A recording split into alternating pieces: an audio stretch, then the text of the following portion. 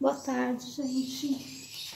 Prazer em estar mais esse semestre com vocês. Nós vamos dar continuidade ao estudo que nós começamos no semestre passado em RM1, agora com resistência dos materiais 2. Em resistência 2, a gente também vai estudar as tensões e as deformações. Já apareceu aqui um pouquinho, né? As tensões e deformações. Só que antes de começar a estudar as tensões, nós precisamos definir algumas solicitações diferentes daquelas que a gente já trabalhou em resistência 1. E para isso a gente vai começar a trabalhar um pouco com equilíbrio. Eu vou explicar para vocês como é que funciona o equilíbrio dos corpos e a gente vai aprender a lidar com os esforços solicitantes. Bom, então, isso é uma recordação, vocês já viram isso, né? As grandezas fundamentais que a gente vai trabalhar esse semestre serão a força e o momento, que são dois conceitos físicos que a gente já conhece bem, né? Pelo menos já trabalhou. Então, aqui eu dei um exemplo, né? Nós temos um sistema, uma barra de comprimento 2L, exatamente na metade dessa barra a gente colocou um apoio, e em cada extremidade a gente colocou um peso de mesmo valor, 1 kg dos dois lados. E aí fica fácil a gente perceber que esse sistema vai estar em equilíbrio, porque essas duas forças estão distantes do apoio. E aí a barra fica na posição horizontal, equilibrada. Então, nós temos duas forças aplicadas no sistema e essas duas forças equilibram o sistema.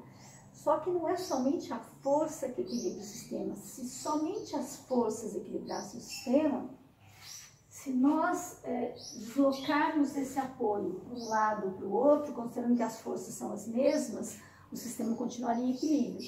E se nós trouxermos esse apoio um pouco mais para cá, intuitivamente vocês já sabem que essa barra já não vai mais ter equilíbrio e aí ela vai girar em torno desse apoio nessa direção. Mais ou menos o que acontece numa gangorra, quando você coloca duas crianças em cada extremidade, as crianças eventualmente não têm o mesmo peso e essa gangorra vai estar sempre desequilibrando.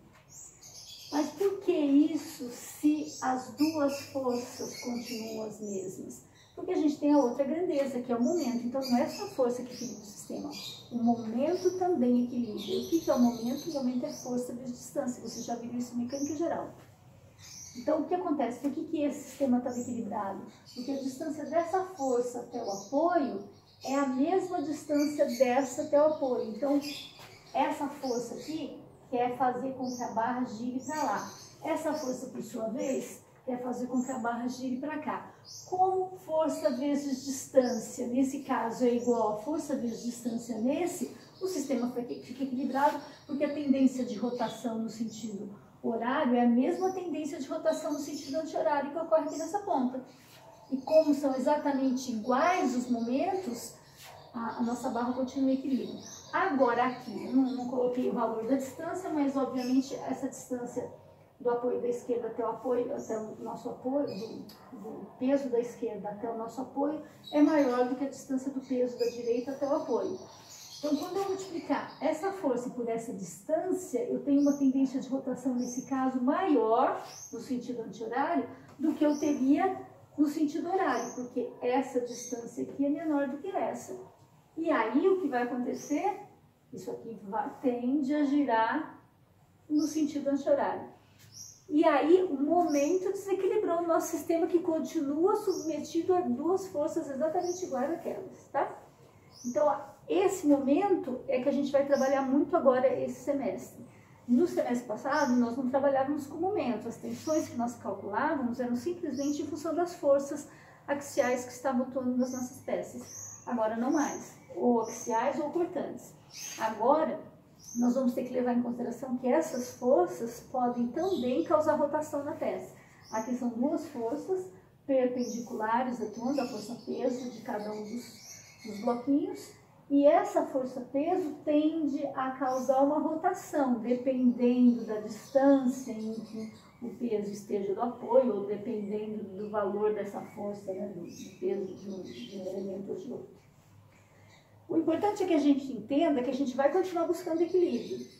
E as condições de equilíbrio são as seguintes. Para que uma força esteja em equilíbrio, obviamente, uma força está em equilíbrio, ela pode estar isenta de forças. Só que para que um elemento esteja em equilíbrio, ele pode estar isento de forças. Mas ninguém projeta uma máquina, uma edificação, ninguém projeta nada para que não seja submetido à força. Tudo que a gente projeta vai ser submetido a um determinado esforço. E ainda assim, para que ocorra equilíbrio, basta que esses esforços que atuam no nosso elemento a ser dimensionado causem uma resultante nula. Então, quando a gente pensa no espaço, que a gente tem os três eixos x, y, z, as condições de equilíbrio são as seguintes. A soma de todas as forças na direção dos eixos x, y e z tem que ser iguais a zero. Isso a gente chama de translação, né? A soma das forças numa direção em x, ou em y, ou em z, tudo somado nessa direção tem que dar uma resultante nula. São as translações. E depois nós temos mais três condições de equilíbrio que envolvem as rotações. Tudo que gira em torno do eixo x, tudo que gira em torno do eixo y e tudo que gira em torno do eixo z também tem que ser iguais a zero. Isso no espaço. Como no plano nós não temos o eixo z, essas condições de equilíbrio caem para 3. Nós temos duas translações e uma condição de equilíbrio que envolve a rotação. Soma das forças na direção do eixo x tem que ser nulas, na direção do eixo y tem que ser nulas, e os momentos que giram em torno do eixo z. O eixo z é esse que sai da lousa, né? Então, o que gira em torno dele também tem que ser nulo. Pensa que o momento para girar em torno do eixo x, ele sai do plano, porque ele tem que fazer isso aqui. O momento para girar em torno do eixo y, ele tem que fazer isso aqui, ele sai do plano também. O único momento que gira no plano é esse aqui, ó, essa rotação. Essa rotação você consegue fazer, imagina a minha mão aqui. Se eu quisesse fazer com que a minha mão girasse em torno do eixo x, eu teria que fazer isso aqui, ó. Eu tenho que tirar minha mão da lousa, eu descolo minha mão da lousa. Para girar em torno do eixo y, a mesma coisa, eu teria que fazer isso aqui, né? Isso aqui. Girar em y, que é esse eixo aqui. Também tem que ser da lousa. Agora, para girar em torno do z, que é o eixo que está aqui, a minha mão consegue girar em torno do eixo z sem sair do plano. Então, essas são as condições de equilíbrio no plano e nós chamamos essas três condições de equações de equilíbrio das figuras planas. Bom, graus de liberdade. As estruturas planas, elas terão 3 graus de liberdade. Grau de liberdade é a tendência de deslocamento que a estrutura pode ter. Vocês estão lembrados que a estrutura plana, para que ela tivesse equilíbrio, ela tinha que atender as 3 condições de equilíbrio, né? Somatório das forças em x, y e z. E são exatamente esses os graus de liberdade que a estrutura plana tem. 2 rotações na direção de x e y, então ela pode se deslocar na direção de x e de y, e ela tem uma... Oh, gente, tá trocado aqui. Desculpa. Opa. Trocando aqui, tô trocando. São 2 translações, perdão. E uma rotação. Então, ela pode se deslocar na direção de x, na direção de y, e pode girar em torno do eixo z. Então, esses são os graus de liberdade que ela tem. Obviamente que esses graus de liberdade têm que ser restringidos, né? Porque a estrutura tem que estar em equilíbrio. Então, como é que a gente restringe esses graus de liberdade? Com os apoios. Então, o objetivo dos apoios é exatamente esse, restringir os graus de liberdade que a estrutura tem. Os apoios são 3. Usualmente eles são 3, né? Os que a gente vai estudar aqui. O primeiro é chamado de apoio móvel ou apoio do primeiro gênero. Ele tem uma representação nas bibliografias que vocês vão encontrar dessas 2 formas. O apoio é representado por um triângulo e vocês podem ter essas 2 rodinhas aqui ou não. E aqui achurado é o plano de apoio. E vocês vão encontrar os 2 tipos, eu vou usar mais esse aqui, tá? Que é o apoio separado do plano de apoio. A reação que aparece num apoio dessa é somente uma reação. Por quê? Como é que funciona o apoio móvel? O apoio móvel, vamos lá. Imagina, se eu soltar esse giz, ele cai, né? Porque a gente tem gravidade e ele não vai ter nenhum tipo de apoio para impedir o deslocamento dele na direção vertical. Vamos imaginar que eu coloque a minha mão embaixo desse giz. esse giz não se desloca mais na direção do eixo Y, porque a minha mão agora está segurando esse giz. Só que se eu vier empurrar o giz aqui, aplicar uma força horizontal nesse giz, eu não tenho nada que impeça o giz de se deslocar ao longo do apoio, que é a minha mão, e cair no chão. Não vou fazer isso, não vou quebrar esse giz, tá? E tá difícil, giz na faculdade fechada, a gente tem que preservar os poucos que eu tenho. Então, eu posso aplicar uma força horizontal e o giz vai se deslocar ao longo do apoio, que é a minha mão, né? A minha mão vai fazer as vezes desse triângulo e vai cair. Então, não tem nada que impeça esse giz de se deslocar na direção do eixo X. Então, a reação de apoio, ela aparece quando o grau de liberdade é restringido, quando você tira a capacidade da estrutura de se deslocar naquela direção. Como você não está impedindo essa estrutura nossa é o giz. Como você não está impedindo essa estrutura de se deslocar na direção do eixo X, não vai aparecer nenhuma reação nesse apoio, nessa direção, porque você aplicou a força, ele se desloca. Toda vez que tem movimento, o grau de liberdade não foi restringido, ele continua com aquele grau de liberdade. Agora, o que não acontece em Y mais. Em Y, você restringiu o deslocamento. A hora que eu coloquei minha mão embaixo desse giz, o giz não cai mais. Então, você impediu esse deslocamento. Então, um grau de liberdade foi restringido. E isso é física, gente. Como é que você restringe um grau de liberdade? É porque você aplica uma força em sentido contrário. Esse giz queria se deslocar para baixo, né? O peso dele era uma força orientada para baixo. A minha mão aplicou uma força em sentido contrário e as duas se anularam. Eu apliquei uma força exatamente igual ao peso do giz e o giz ficou em equilíbrio. Por isso é que aparece só uma reação, que é exatamente o esforço que a minha mão está aplicando no giz, tá? Então, o apoio móvel, o apoio do primeiro gênero, é um apoio que, dos 3 graus de liberdade que a estrutura tem, ele retira só um. Não é o deslocamento vertical, é o deslocamento perpendicular ao plano de apoio. Obviamente, como o plano de apoio é horizontal aqui, né? Minha mão está na horizontal, então ele aplica um esforço perpendicular a esse plano de apoio. Então, essa é a reação que aparece toda vez que a gente tem um apoio móvel.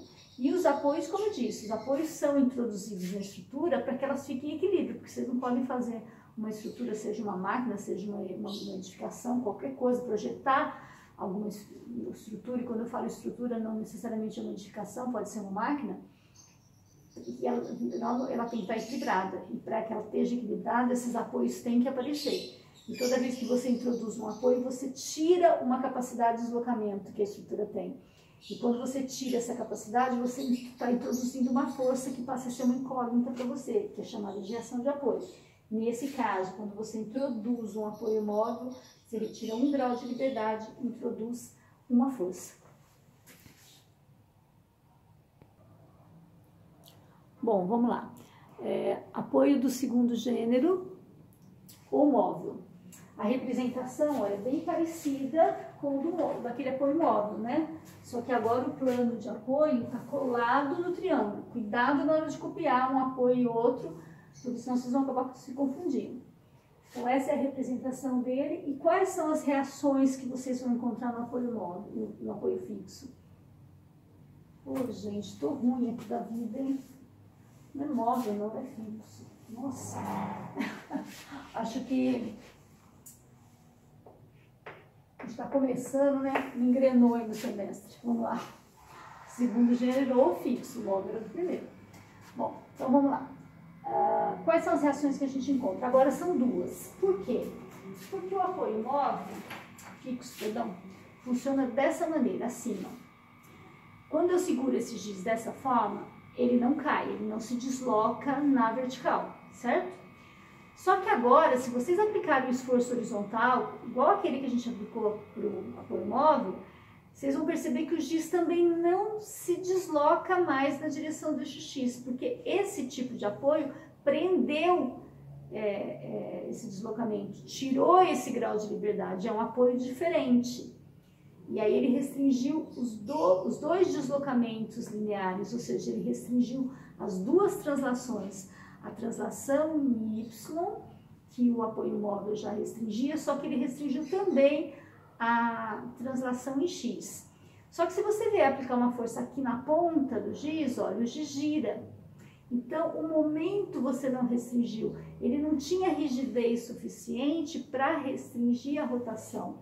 Ele só restringiu a translação em Y e agora a translação em X.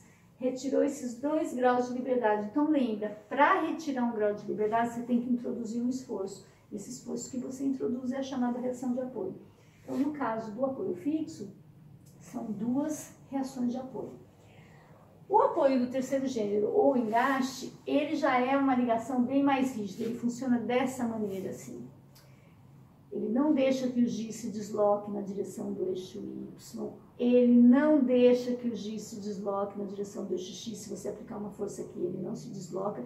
E se você aplicar um esforço aqui na ponta, o giz também não gira. Por quê? Porque essa ligação é tão rígida que a hora que ele tenta girar, o apoio aplica um esforço em sentido contrário e o giz permanece na horizontal sem girar, sem ter rotação ao longo do seu eixo. Isso é mais ou menos o que funciona quando a gente prega um prego na parede, né?